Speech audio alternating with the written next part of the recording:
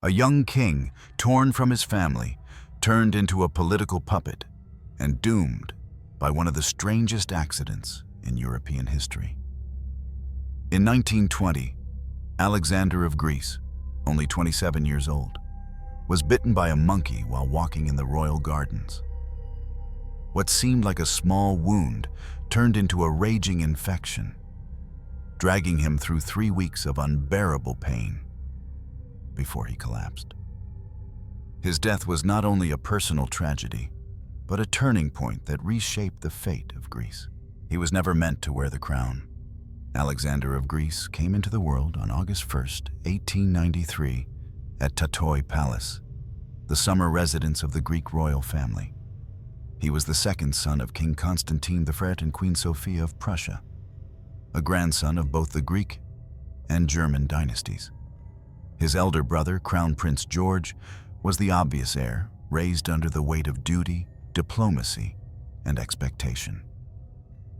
Alexander, by contrast, was allowed to grow up in the shadows of obligation, a prince free to live as though history had little use for him. Those early years shaped his spirit. Contemporary accounts describe Alexander as an energetic, spirited boy, quick to laugh, fond of games, and happiest when outdoors. He raced through the gardens of Tatoi, played with the palace dogs, and spent hours riding horses.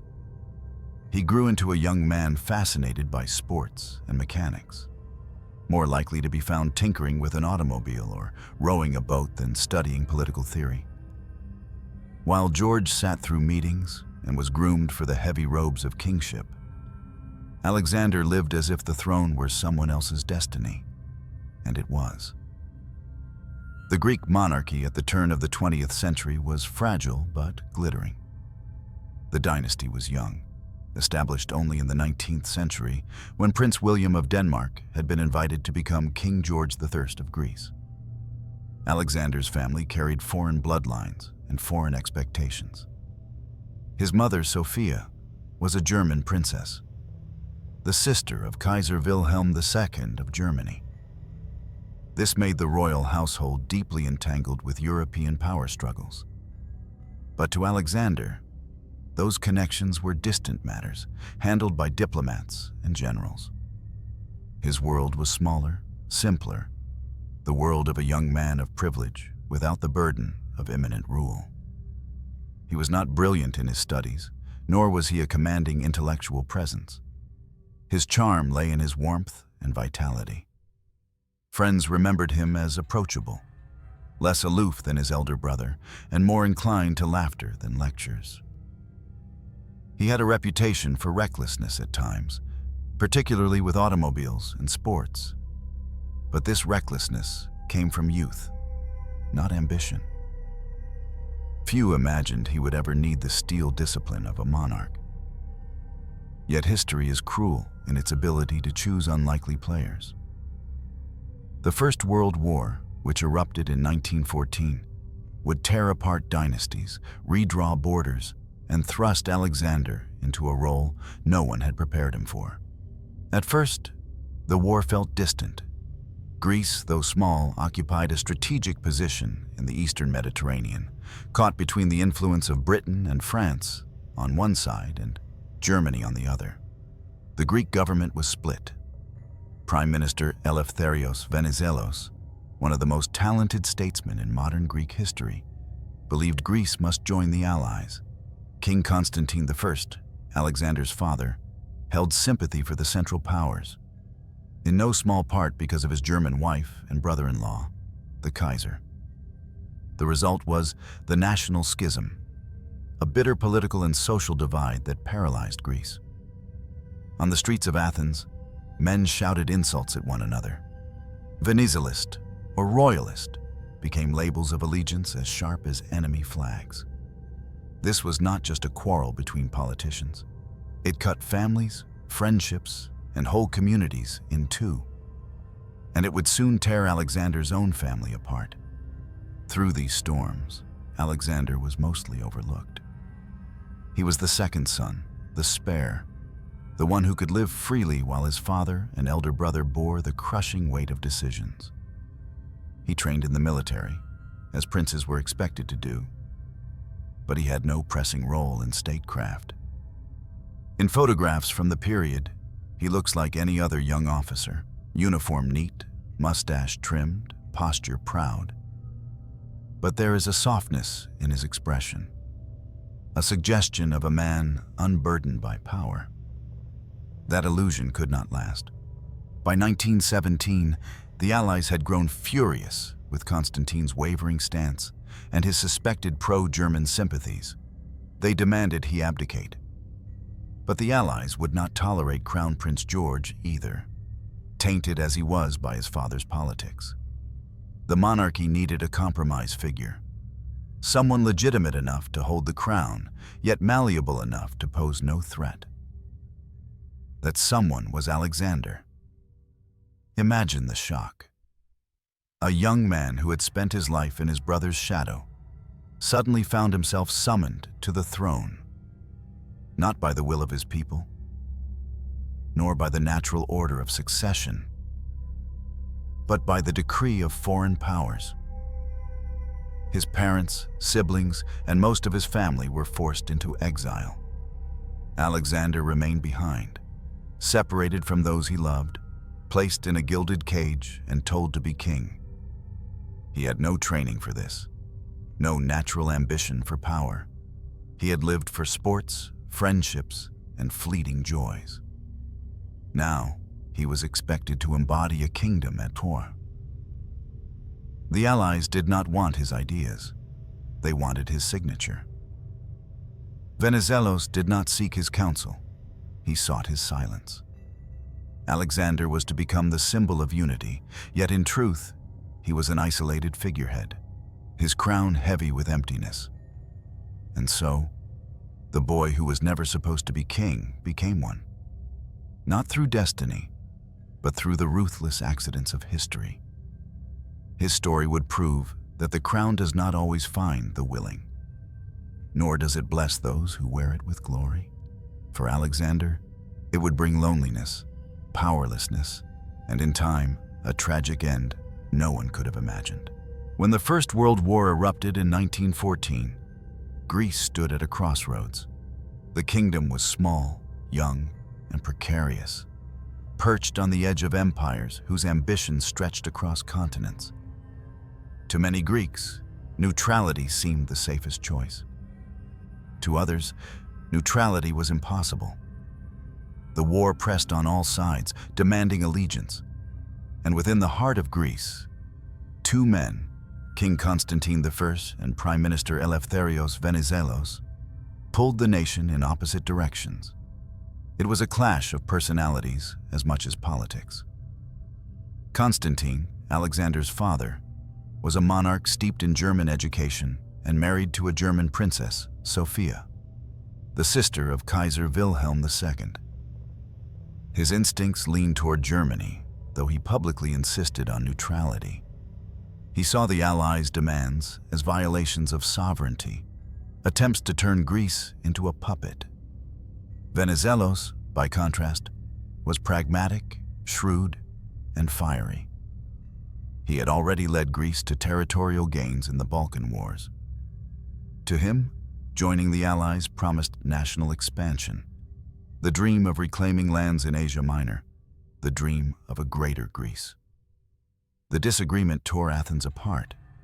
Newspapers became weapons. Venizelist papers warned of missed opportunities and betrayal of Greek destiny.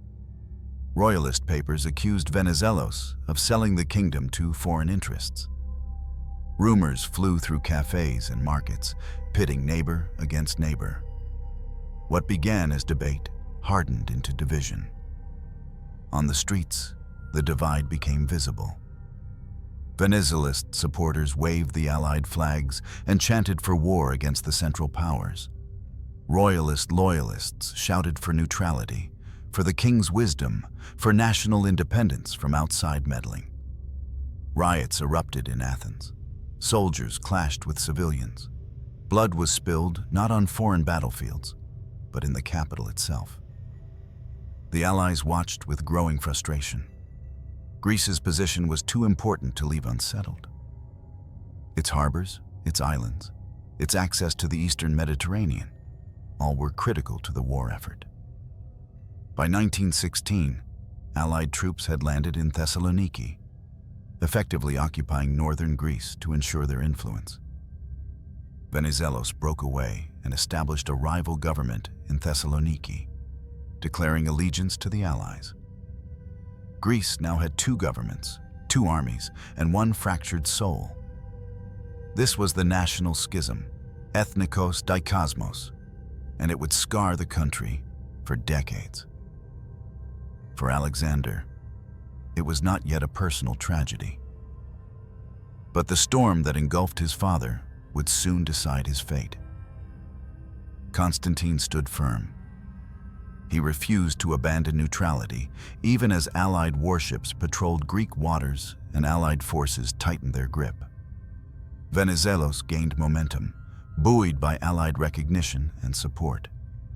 The monarchy, once the symbol of national unity, now appeared as the obstacle to Greece's future.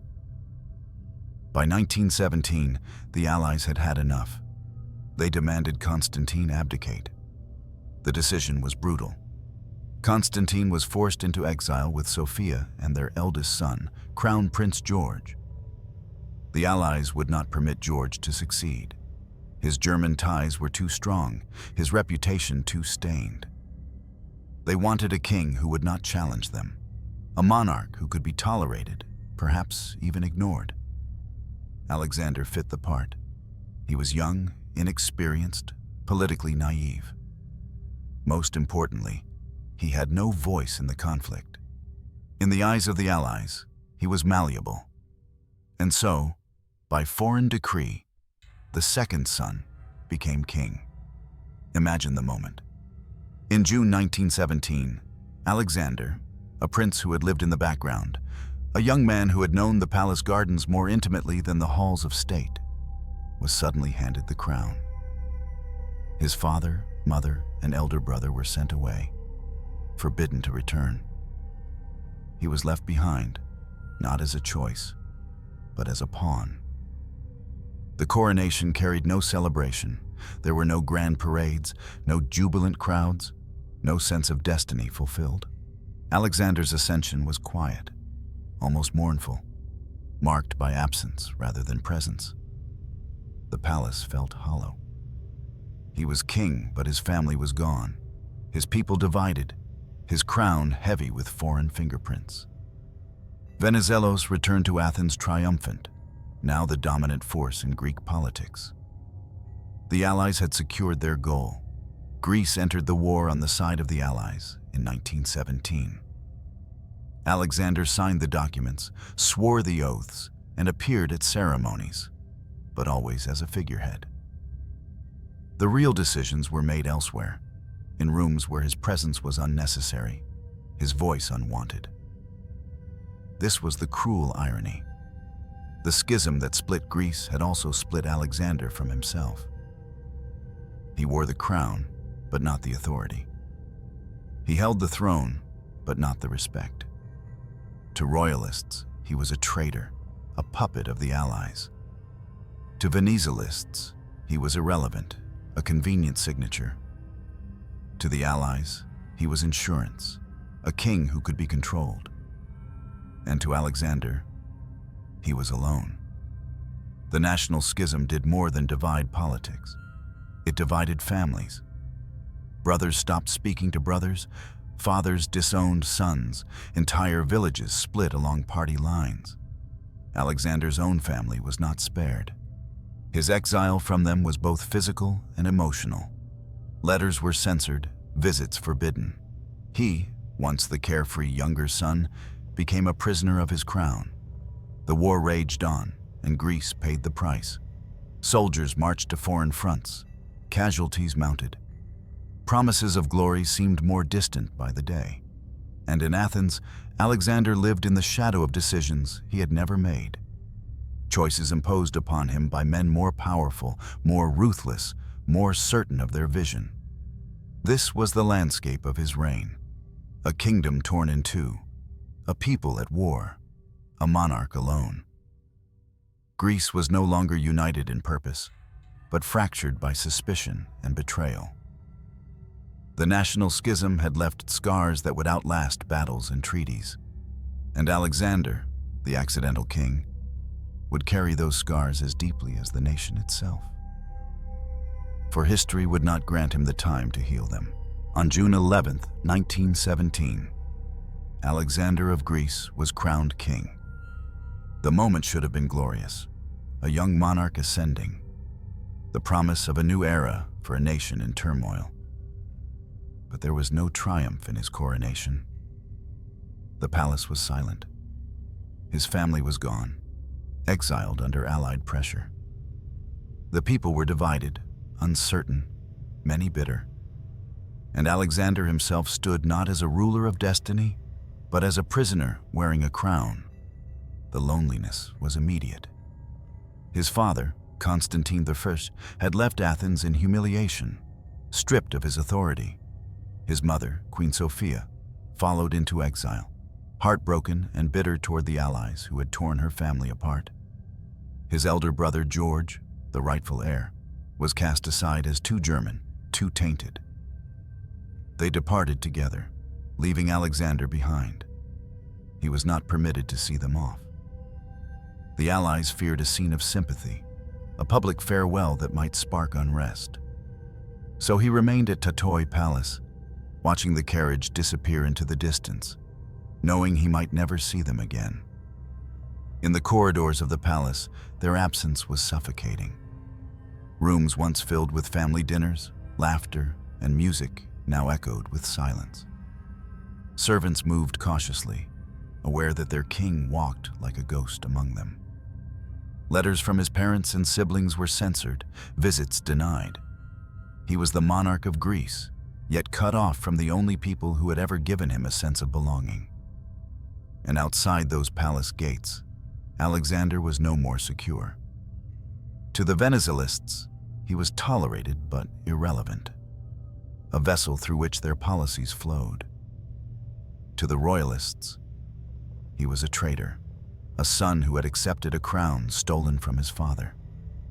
His name was spoken with contempt in conservative circles. The boy left behind, they sneered, the puppet king. He had no advisors of his own, no circle of loyal friends at court. Venizelos ensured that Alexander was surrounded only by officials who served the government first, the king second. Decisions on war, diplomacy, and domestic policy were taken without his input.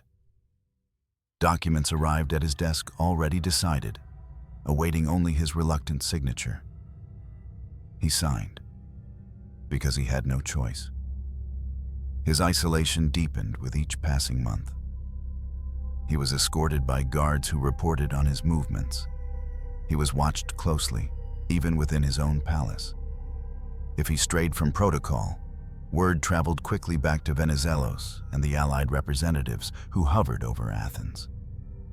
To them, Alexander's role was not to rule, but to exist as a constitutional necessity.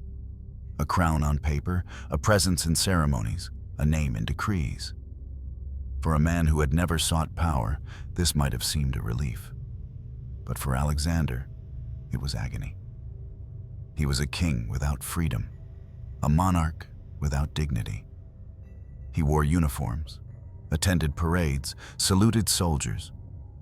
But behind the polished exterior was a young man drowning in solitude. There are stories of him walking the palace gardens alone for hours, his head lowered, his steps aimless. At night, he paced the corridors, restless and anxious, as if searching for the echoes of a family that was no longer there. Servants whispered of a king who seemed more prisoner than master. The irony was brutal. He lived surrounded by symbols of authority, yet possessed none. His throne, gleaming and ornate, was a chair he sat upon only for ceremonies, never for decision-making. His crown glittered with jewels but carried no weight in reality. He was, in every sense, a monarch in name alone, a figure wrapped in velvet and emptiness. And yet, despite the emptiness, Alexander longed for human connection.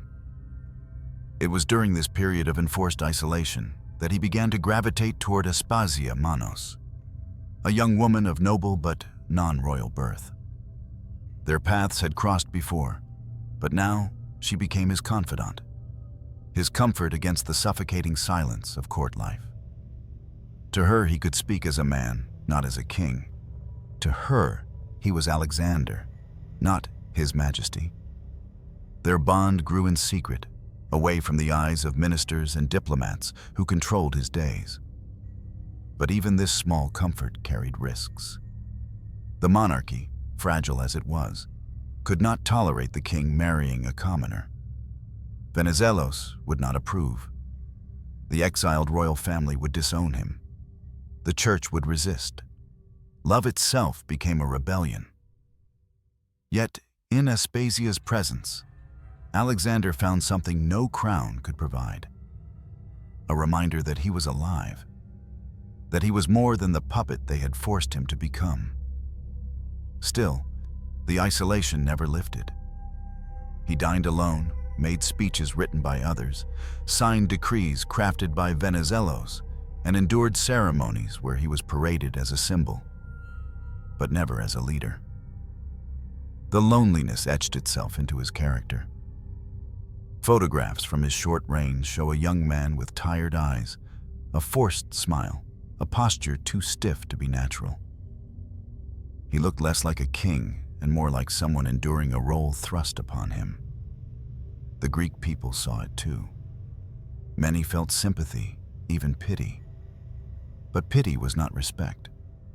Alexander never commanded the loyalty his father had once inspired, nor the admiration Venizelos commanded.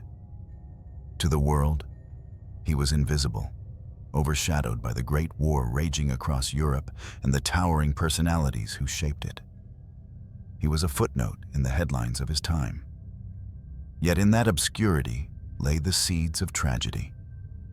For history has little mercy for monarchs without power, and none for monarchs without allies. Alexander stood alone in his palace, his family far away, his ministers indifferent, his people divided. He was king, yes, but a king whose crown felt like a shackle. And in that loneliness, fate was already sharpening its claws. Alexander signed papers, but he did not rule. That was the bitter truth of his reign. From the very first days, it became clear that the real power lay not with the young king, but with Eleftherios Venizelos and the allies who had placed him on the throne.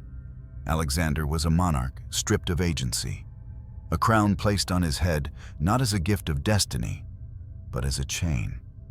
Every decision of consequence, whether Greece should enter the war, how its army should be deployed, which treaties should be signed, came from Venizelos. Alexander's role was ceremonial, to nod, to sign, to appear in public as though he endorsed the choices made for him. The documents laid before him were already finalized. His signature was an afterthought, a flourish of royal ink meant to clothe political power in the illusion of monarchy. The army did not look to him. Officers and soldiers alike owed their loyalty to Venizelos, the architect of Greece's wartime policies. Among the royalist factions, Alexander was dismissed as illegitimate, the boy left behind who had betrayed his father by accepting a stolen crown. Among Venizelists, he was tolerated only as a tool. To the allies, he was convenient, nothing more. And to the people, weary from war and division, he was invisible, a pale presence overshadowed by louder voices. Imagine the humiliation of walking through palace halls filled with portraits of ancestors, knowing you would never command the reverence they once enjoyed. Imagine delivering speeches whose words were not your own, hearing crowds cheer not for you, but for the prime minister who had written them. Alexander bore it with outward composure, but inside he carried a deep wound, the knowledge that he was king in title only. The loneliness of power without authority left scars.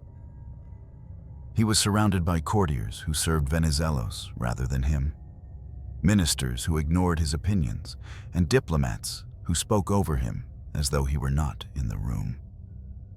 Even small acts of independence were scrutinized. A casual remark could be reported back to the government. A private meeting could be interpreted as rebellion. Alexander lived under constant surveillance, a monarch whose palace was more like a gilded prison. And yet, within that prison, he searched for fragments of humanity. He clung to sports, as he had in youth. He drove cars recklessly along the palace grounds, tinkered with machinery, played tennis, and rowed boats. These hobbies were more than distractions. They were acts of resistance, ways of reminding himself that he was still Alexander, a man and not just a puppet. But no hobby could erase the shadow that loomed over him, the fact that in every important matter, he was powerless. His relationship with Venizelos was formal, even cordial at times, but devoid of warmth. The prime minister saw Alexander as useful but not essential. Venizelos did not need him as a partner. He needed him as a signature. The allies, too, treated Alexander with condescension. British and French officials visited Athens, spoke at length with Venizelos, and offered the king only polite nods. Foreign journalists rarely mentioned him at all. When they did, it was often with a hint of pity, describing him as a lonely young man trapped in a role he had never wanted. The irony was sharp. His father, Constantine, had been accused of meddling too much in politics, defying the will of the allies and Venizelos. Alexander, by contrast, was accused of doing nothing.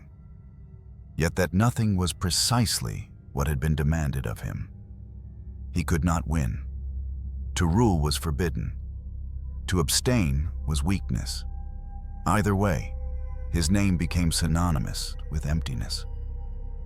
Among the people, his presence barely registered.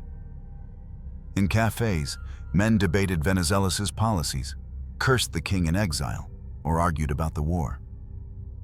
Rarely did Alexander's name come up. He was not hated with the passion reserved for Constantine, nor loved with the admiration given to Venizelos. He was, instead, forgotten, a ghost of a king wandering through the machinery of a government that did not need him. For a young man raised in the warmth of family, in the bustle of friendships, this erasure was a deeper cruelty than open hatred. Hatred, at least, acknowledges existence. Indifference erases it. But even as Alexander drifted into obscurity, the machinery of politics continued to grind. Greece's entry into the war in 1917 brought victories and losses, promises of expansion and sacrifices of blood.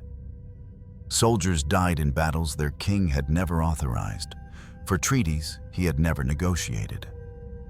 When the war ended in 1918, Greece stood among the victors, its dreams of territorial expansion briefly within reach. Yet even then, Alexander had no voice. The glory belonged to Venizelos. The treaties were signed in Paris by diplomats, and the young king remained in Athens, a silent witness to history written in his name, but not by his hand. At times, Alexander tried to carve out his own path. He attempted to assert authority in minor matters, appointments at court, the handling of ceremonial duties, even small gestures of independence. But every attempt was met with resistance.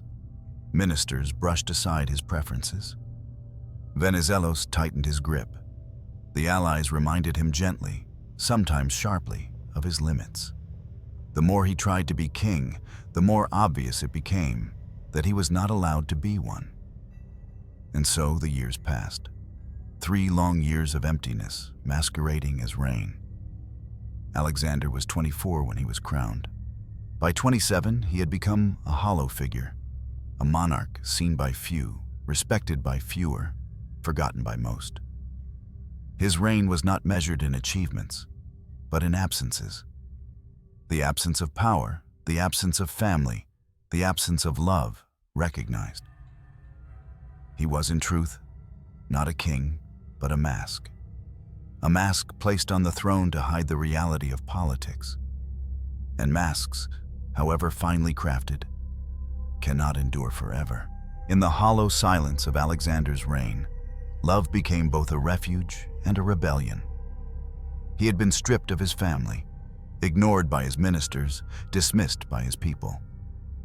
But in Aspasia Manos, he found something that no political decree could take from him: warmth, companionship, and the simple humanity denied to him by the crown. Aspasia was not of royal blood. She was the daughter of Colonel Petros Manos, a respected officer, and descended from an old but not royal Athenian family. Her mother, Maria Argyropoulos, came from a lineage that carried echoes of Byzantium. But in the rigid codes of monarchy, Aspasia was a commoner. That fact alone made her relationship with Alexander dangerous. The Greek royal house followed strict traditions. Marriages had to be arranged with other royal families of Europe, blessed by both crown and church, and sanctioned by government. Love, especially with someone outside the sphere of dynastic politics, was almost unthinkable. But Alexander's life had become so tightly controlled, so suffocatingly scripted, that to love Aspasia was an act of defiance. With her, he could be Alexander the man, not Alexander the king. They walked in the palace gardens together, spoke freely without fear of censors or ministers, and dreamed, if only for fleeting moments, of a life that might have been theirs in another world. For a young man abandoned to solitude, Aspasia's presence was salvation. Letters, later recollected, suggest that he spoke of her as his anchor, the only person who reminded him he was more than a puppet. Their conversations were tender, their silences filled with the intimacy of two souls seeking shelter in each other. But secrecy was essential. The court could not know. Venizelos could not know.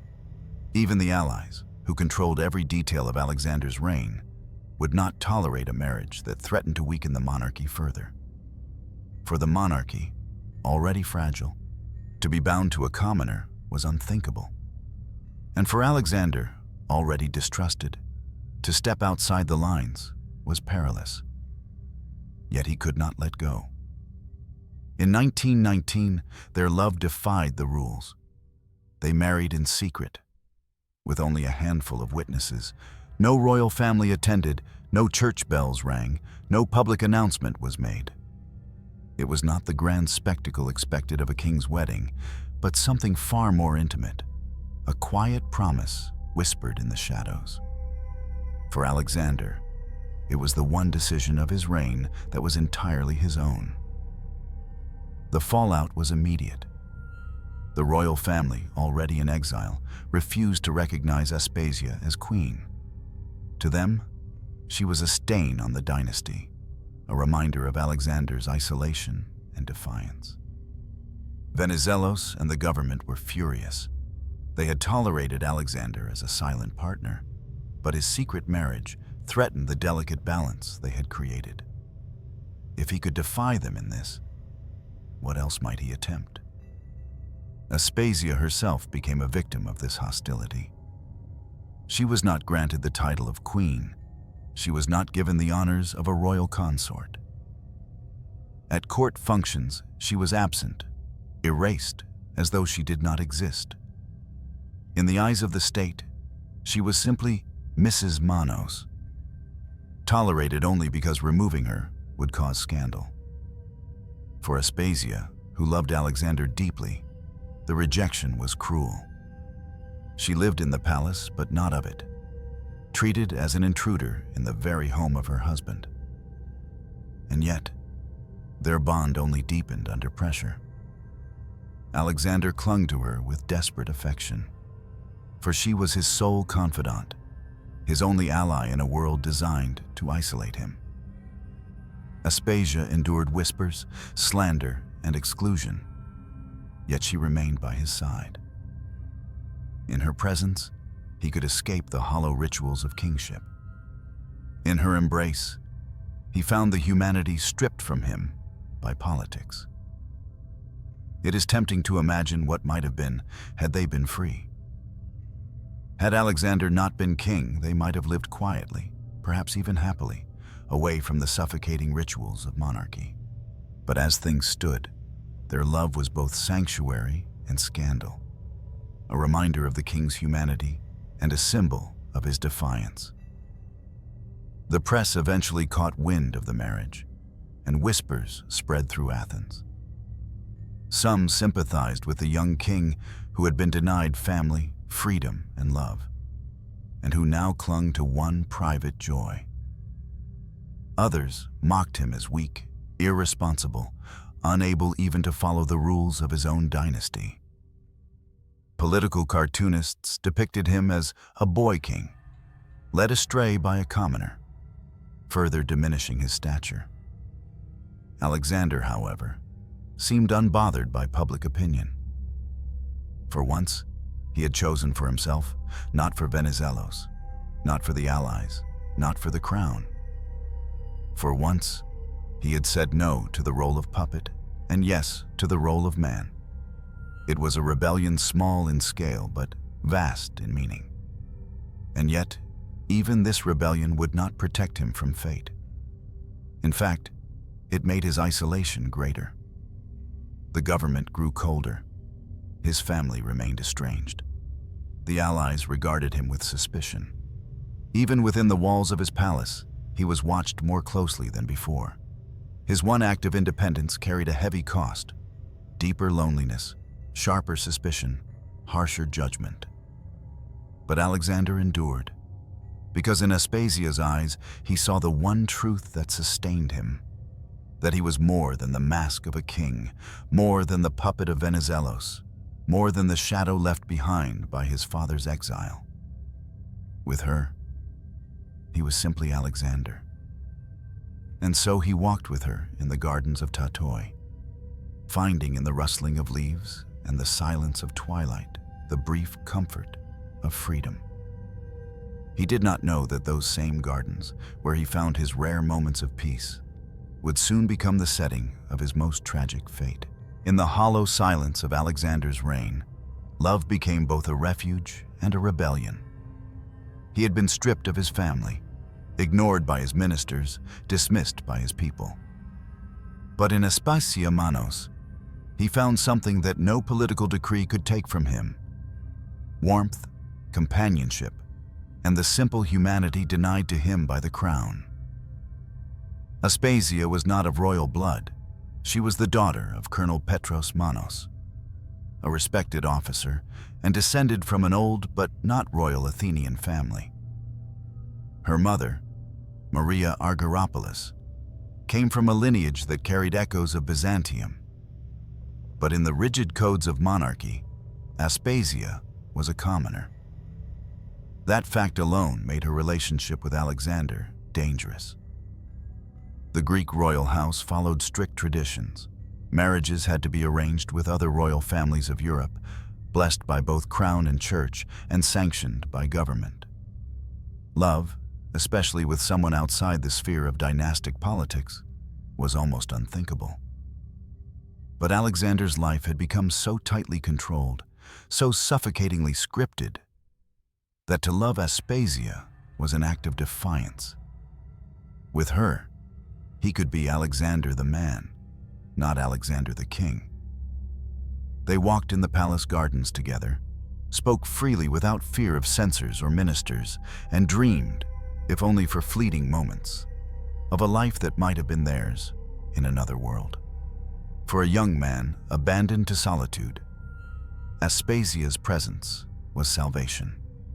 Letters, later recollected, suggest that he spoke of her as his anchor, the only person who reminded him he was more than a puppet. Their conversations were tender, their silences filled with the intimacy of two souls seeking shelter in each other. But secrecy was essential. The court could not know. Venizelos could not know. Even the allies, who controlled every detail of Alexander's reign, would not tolerate a marriage that threatened to weaken the monarchy further. For the monarchy, already fragile, to be bound to a commoner was unthinkable. And for Alexander, already distrusted, to step outside the lines was perilous. Yet he could not let go. In 1919, their love defied the rules. They married in secret, with only a handful of witnesses. No royal family attended, no church bells rang, no public announcement was made. It was not the grand spectacle expected of a king's wedding, but something far more intimate, a quiet promise whispered in the shadows. For Alexander, it was the one decision of his reign that was entirely his own. The fallout was immediate. The royal family, already in exile, refused to recognize Aspasia as queen. To them, she was a stain on the dynasty, a reminder of Alexander's isolation and defiance. Venizelos and the government were furious. They had tolerated Alexander as a silent partner, but his secret marriage threatened the delicate balance they had created. If he could defy them in this, what else might he attempt? Aspasia herself became a victim of this hostility. She was not granted the title of queen. She was not given the honors of a royal consort. At court functions, she was absent, erased as though she did not exist. In the eyes of the state, she was simply Mrs. Manos, tolerated only because removing her would cause scandal. For Aspasia, who loved Alexander deeply, the rejection was cruel. She lived in the palace, but not of it, treated as an intruder in the very home of her husband. And yet, their bond only deepened under pressure. Alexander clung to her with desperate affection, for she was his sole confidant, his only ally in a world designed to isolate him. Aspasia endured whispers, slander, and exclusion, yet she remained by his side. In her presence, he could escape the hollow rituals of kingship. In her embrace, he found the humanity stripped from him by politics. It is tempting to imagine what might have been had they been free. Had Alexander not been king, they might have lived quietly, perhaps even happily, away from the suffocating rituals of monarchy. But as things stood, their love was both sanctuary and scandal, a reminder of the king's humanity and a symbol of his defiance. The press eventually caught wind of the marriage, and whispers spread through Athens. Some sympathized with the young king who had been denied family, freedom, and love, and who now clung to one private joy. Others mocked him as weak, irresponsible, unable even to follow the rules of his own dynasty. Political cartoonists depicted him as a boy king, led astray by a commoner, further diminishing his stature. Alexander, however, seemed unbothered by public opinion. For once, he had chosen for himself, not for Venizelos, not for the allies, not for the crown. For once, he had said no to the role of puppet and yes to the role of man. It was a rebellion small in scale but vast in meaning. And yet, even this rebellion would not protect him from fate. In fact, it made his isolation greater. The government grew colder. His family remained estranged. The allies regarded him with suspicion. Even within the walls of his palace, he was watched more closely than before. His one act of independence carried a heavy cost: deeper loneliness, sharper suspicion, harsher judgment. But Alexander endured, because in Aspasia's eyes he saw the one truth that sustained him: that he was more than the mask of a king, more than the puppet of Venizelos, more than the shadow left behind by his father's exile. With her, he was simply Alexander. And so he walked with her in the gardens of Tatoi, finding in the rustling of leaves and the silence of twilight the brief comfort of freedom. He did not know that those same gardens, where he found his rare moments of peace, would soon become the setting of his most tragic fate. October 2nd, 1920 began like any other day at Tatoy Palace. The autumn air was crisp, the gardens alive with the sounds of birds and rustling leaves. For Alexander, these walks in the grounds were rituals of survival.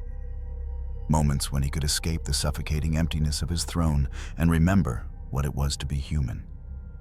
But on that afternoon, the sanctuary that had given him solace turned against him. Tatoy was home not only to olive groves and gardens, but also to animals. Dogs roamed freely, beloved by Alexander.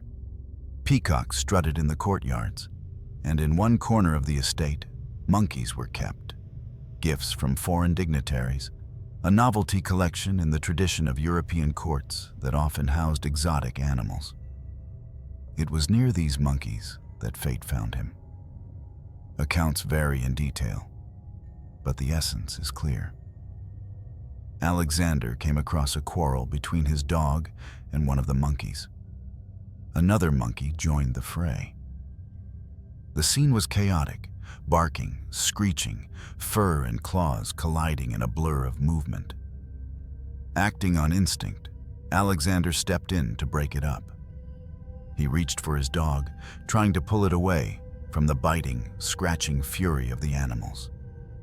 In the struggle, one monkey sank its teeth into his leg, tearing into his flesh. Another bit his hand. At first it seemed trivial. A scratch, a bite. Painful, yes, but hardly life-threatening. Alexander shook the animals off, the dogs scattered, and the moment passed.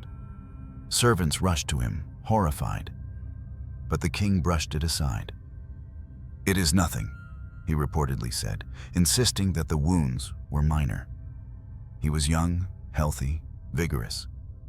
To him, it was a small accident, an interruption in the day, not the beginning of the end. The wounds, however, were deeper than they appeared.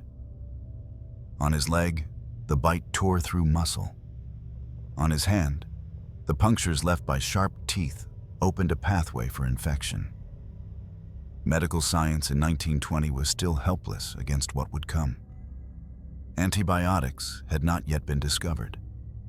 Antiseptics were crude, and surgery carried enormous risks. Within days, the wounds began to swell. Redness spread across his skin, throbbing with heat. The pain intensified, a dull ache that grew sharper with each passing hour. Physicians applied poultices, cleansed the bites, and hoped the body's natural defenses would prevail. But Alexander's body was losing the battle. The infection dug deeper, turning muscle into poison, blood into fire. Fever followed. He sweated through nights of restless agony, his sheets damp, his breath shallow. The infection spread rapidly, creeping from his leg into his bloodstream.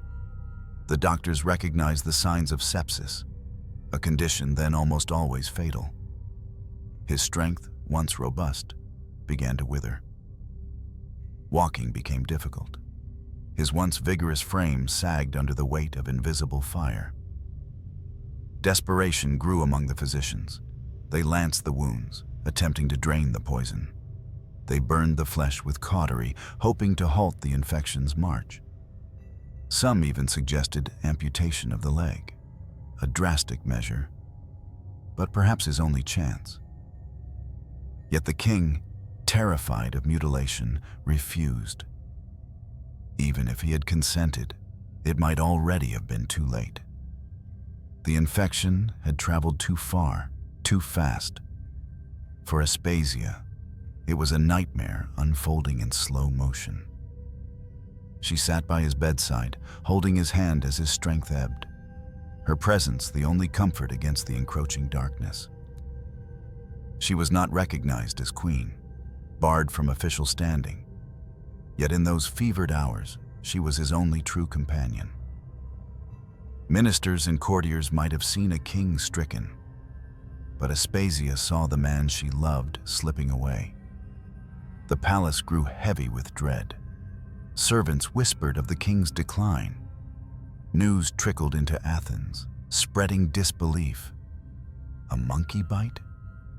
How could such a trivial accident threaten the life of a monarch? But as reports of his worsening condition grew harder to ignore, disbelief gave way to grim realization.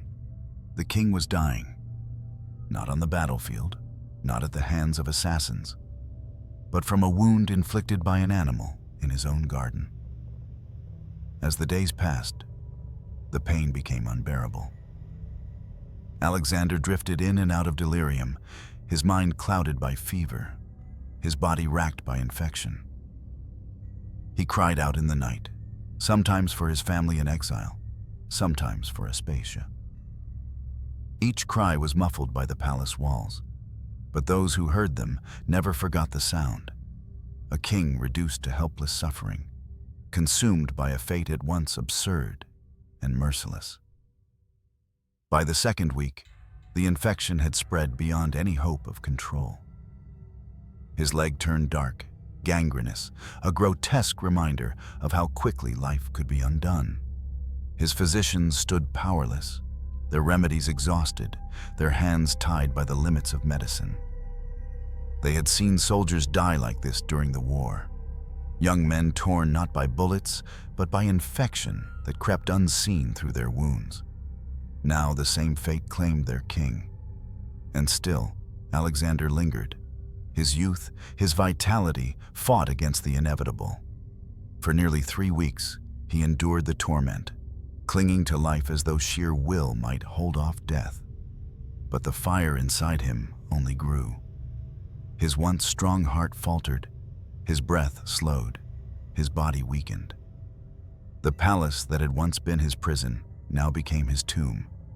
Every window seemed to reflect the cruel irony. A king surrounded by all the trappings of power, undone not by politics, not by war, but by the bite of a monkey.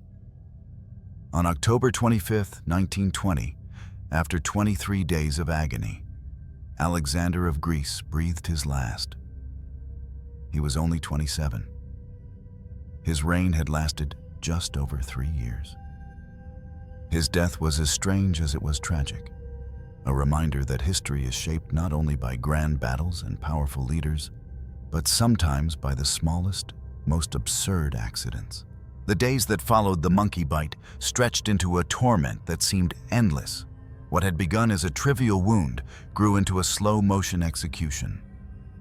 Each sunrise over Tatoi Palace brought not renewal, but deeper suffering. For Alexander, the young king of Greece, the garden that had once been his sanctuary now haunted his every waking hour, a reminder of the accident that had set his body ablaze from within. At first, he tried to be defiant. He insisted to those around him that the wounds were minor, that he would soon recover. He laughed weakly at the concern of his attendants, brushing off their fear. But as the days passed and the swelling worsened, his bravado gave way to dread. The fever crept higher, soaking his sheets with sweat. His skin flushed and burned. The once vigorous young man, who only weeks earlier had played tennis and strode through the gardens, was now confined to bed, trembling and delirious. Doctors swarmed the palace. They cleaned and re-cleaned the wounds, cut into the flesh to drain the spreading infection, applied poultices of herbs and antiseptics. They cauterized the leg with fire, searing the skin in the hope of stopping the rot. The air in his chambers filled with the smell of sickness and scorched flesh, a stench that clung to every curtain and pillow. Still, the infection marched on, indifferent to their efforts. At one desperate point, the physicians urged amputation. The leg, they argued, was too far gone. To save his life, it would need to be cut off. But by the time the suggestion was made, the poison had already seeped deep into his blood. Sepsis spread like wildfire, inflaming his body from the inside. Even if he had agreed, it was likely too late. And Alexander, proud and terrified, refused to be mutilated. To lose a limb, he said, was worse than death. His refusal sealed his fate. As the infection consumed him, his suffering grew unbearable. The pain was constant, gnawing, unrelenting. It twisted his body into fits of agony, left him gasping for breath in the humid air of the sick room. His mind wavered between lucidity and delirium. At times he recognized Aspasia and clasped her hand, whispering words of love and apology. At others he raved, crying out for his mother, his father, his brother George, the family from whom he had been cruelly separated. The irony was merciless. The king who had been left behind now longed for those he had lost. But exile and politics kept them far from his side. Aspasia never left him. She sat beside his bed for hours, her face pale with grief, her hands damp with his fevered sweat. She was not recognized as queen, not even permitted full honors of a royal consort. But in that chamber, she was everything: nurse, companion, witness. She wiped his brow, soothed his cries, endured the sight of his suffering with silent courage. To those who saw her, her devotion was heartbreaking. A young woman who had married in secret, now tending to her husband as he wasted away, powerless to save him. The palace itself became a place of whispers. Servants crept through the halls in silence, carrying basins of water, changing linens, speaking in hushed tones of the king's decline. The government was informed daily of his condition, though ministers kept their distance. Venizelos, consumed by political battles, had little time to spare for the young monarch whose role had always been symbolic. And yet, as Alexander's illness deepened, even the prime minister must have recognized the looming crisis. The king's death would not only end a life, it would shake the fragile balance of Greek politics. By the third week, the infection had ravaged him. His leg turned black, gangrenous, the skin splitting with sores. His body swelled with fluid. Each breath was a struggle, shallow and rattling, his chest heaving against the weight of invisible chains. His once bright eyes dulled, sunken in sockets ringed with shadow. The man who had once embodied youth and vigor now resembled a figure twice his age, withered by pain. His attendants spoke of nights that seemed endless, filled with groans and whispers. He drifted in and out of consciousness, sometimes begging for release, sometimes clinging to life with stubborn will.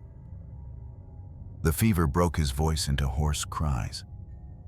At moments of clarity, he spoke to Aspasia of their love, of the life they had dreamed but never lived.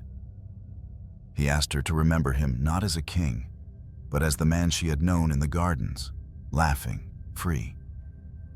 On October 25, 1920, after 23 days of torment, Alexander succumbed. His final hours were marked by weakness so profound that he could barely speak. He lay pale and still, his chest rising in faint motions, his hand clasped tightly in Aspasia's. As dawn broke, his breath faltered. A final sigh escaped his lips. And then, silence. He was 27 years old. His reign had lasted just over 3 years. His death was not on the battlefield, not by the hand of an assassin, but by infection from a monkey's bite. One of the strangest, most tragic ends in the annals of European royalty. The palace fell into stunned quiet. Ministers and courtiers moved quickly to manage the crisis. But those who had stood vigil in his chambers felt something else. The raw sorrow of a young life extinguished in agony. Aspasia collapsed in grief, denied even the recognition of widowhood by a court that had never accepted her. The man she had loved, the man who had defied the world to marry her, was gone. And with him went the fragile peace he had carved out in their shared solitude. For Greece, his death was a political earthquake, but for those who had witnessed it, it was first and foremost a human tragedy. A young king broken by pain, a life ended not by grandeur, but by cruel absurdity. The death of King Alexander stunned Greece.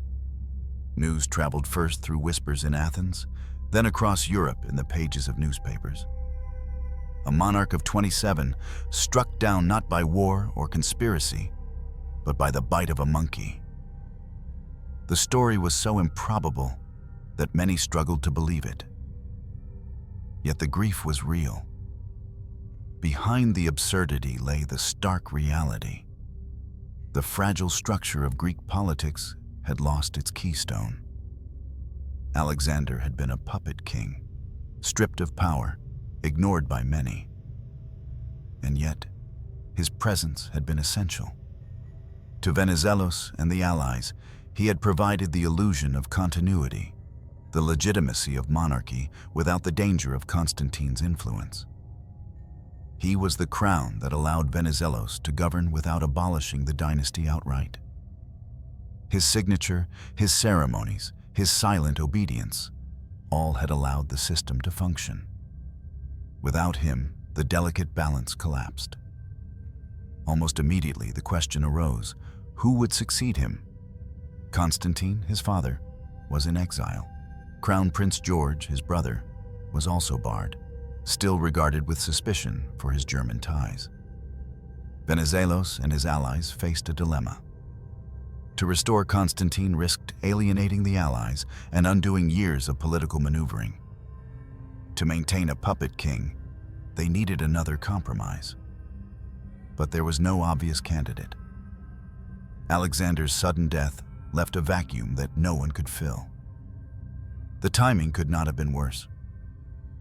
Greece was already entangled in the Asia Minor campaign, a war of expansion into Turkish territory promised by the Treaty of Sèvres.